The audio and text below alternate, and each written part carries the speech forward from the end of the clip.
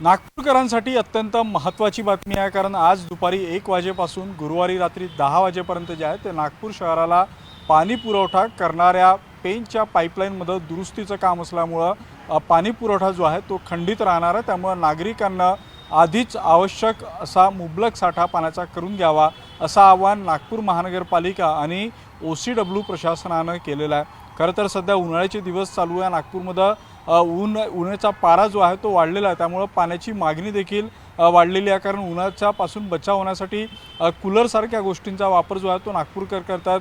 पिण्याच्या पाण्यासाठी देखील जी आहे ती पाण्याची मागणी वाढलेली आहे। मात्र ही एका बाजूने मागणी वाढलेली असताना दुसऱ्या बाजूने पेंच जलाशयातून जो पाण्याचा पुरवठा नागपूर शहराला केला जातो त्या पेंच जलाशयाच्या पाईपलाईनवर म्हणजे जी 900 मिलीची MMची जी पाईपलाईन पेंचमधून पाणी नागपूर शहराला पुरवठा करते त्या पाईपलाईनमध्ये देखभाल आणि दुरुस्तीचं काम आहे ते काम करणं आवश्यक आहे। जर इथून पुढे उन्हाळ्यामध्ये आणि पावसाळ्यामध्ये पाणी पुरवठा जर सुरळीत ठेवायचा असेल तर ती दुरुस्ती देखभाल करणं आवश्यक आहे आणि त्यासाठी जे आहे ते पुढचे 36 तासांचा शटडाऊन जो आहे तो OCW आणि नागपूर महानगरपालिकेकडून घेतला जाणार आहे। नागपूर शहराला पाणी पुरवठा करणारी OCW जी कंपनी आहे त्यांच्याकडून एक प्रेस नोट देखील यासंबंधी प्रकाशित करण्यात आलेली आहे आणि नागरिकांना आव्हान करण्यात आलेलं आहे की त्यांनी पुढचे 36 तास पाणी उपलब्ध होणार नसल्यानं आवश्यक इतका जलसाठा करून ठेवावा, जेणेकरून पाण्यासाठी अडचण होणार नाही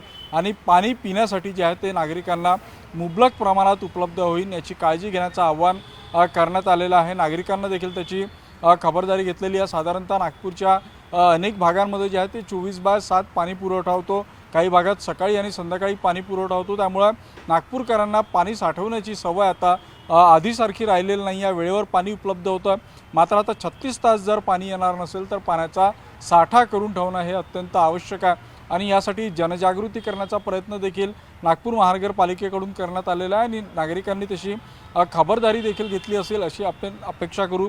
नागपूर महानगरपालिकेमध्ये 10 झोन आहेत, त्या 10 झोनपैकी 8 झोनला जे आहे ते या पेंचच्या पाणी पुरवठ्याचा परिणाम होणार आहे आणि या 10 झोनपैकी 8 झोन यांना बाधित होणार असून या 8 झोनमध्ये सुमारे 58 जलकुंभ आहेत। एका जलकुंभावरून साधारणतः 2000 घरांना पाणी पुरवठा होतो असा आपण विचार जरी केला, 1000 जरी आपण कन्सिडर केलं तरी साधारणतः 58,000 म्हणजे 58 ते 60,000 घरांना जे आहे ते पुढचे 36 तास पाणी मिळणार नाही आहे आणि या मध्ये जे आहे ते नागपूर शहरातला अर्ध्याहून अधिकचा भाग आहे, ज्यामध्ये अगदी दक्षिण पश्चिममधला मानेवाडापासून तर इकडं पश्चिम नागपूर असेल, उत्तर नागपूरचा काही भाग असेल म्हणजे आसीनगर झोन ते इकडे धंतुली झोन, लक्ष्मीनगर झोन हे जे महत्त्वाचे झोन आहे जिथं दाटीवाटीचा परिसर आहे, जिथं पाण्याची अत्यंत गरज असतं, ज्या भागामध्ये विहिरी नाही आहेत किंवा ज्या भागामध्ये मोठमोठ्या फ्लॅट स्कीम आहेत, जिथं पाण्याचं अवलंबित्व जे आहे ते महानगरपालिकेकडून येणाऱ्या पाण्यावर अवलंबून आहे, त्याच सगळ्या भागामध्ये हा शटडाऊन होतो आहे। त्यामुळं नागरिकांकडे असलेल्या पाण्याच्या टाकी असतील, घरगुती पाण्यासाठी घरी असलेले माठ असतील, या सगळ्या गोष्टींचा जर आधी स्टॉक करून ठेवला तर नागरिकांना ऐन उन्हाळ्यामध्ये जे आहे ते पाण्यासाठी वणवण करावी लागणार नाही आहे। या दृष्टीनं जनजागृती झालेली आहे, अनेक नागरिकांना खबरदारी देखील घेतलेली आहे। मात्र जर अजून तुम्ही या सगळ्या बाबतीतली खबरदारी घेतली नसेल तर 1 वाजेनंतर हा शटडाऊन केला जाणार आहे आणि या शटडाऊन नंतर गुरुवारी रात्री 10 वाजता जे आहे ते नागरिकांना पाणी पुरवठा जो आहे तो सुरळीत केला जाणार आहे। पेंचमधून प्रामुख्यानं नागपूर शहराला मोठ्या प्रमाणात जे आहे ते पाणी साठा केला जातो।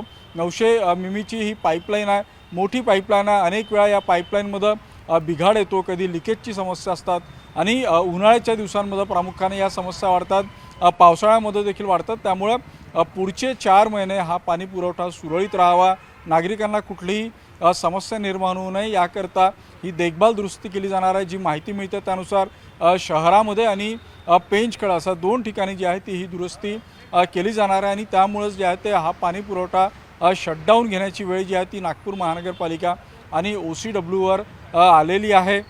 ज्या टंकी आहेत म्हणजे मी तुम्हाला एकदा सविस्तर सांगतो की कुठल्याही पद्धतीचं कन्फ्युजन राहू नये म्हणून लक्ष्मीनगर असेल, धरमपेठ असेल, हनुमाननगर झोन असेल, सीताबर्डी झोन असेल, बर्डी झोन असेल, सदर, मानेवाडा, अंबाझरी, गांधीबाग या भागांचा म्हणजे या झोनचा यामध्ये समावेश आहे।